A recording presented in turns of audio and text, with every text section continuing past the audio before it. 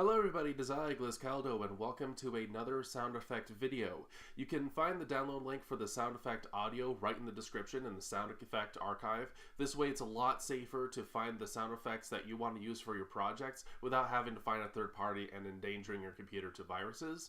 And also, you do not have to credit me when you use my sound effects. They are absolutely free for anyone to use.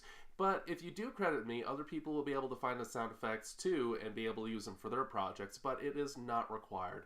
So I hope you guys enjoyed this video, and as always, have a good one.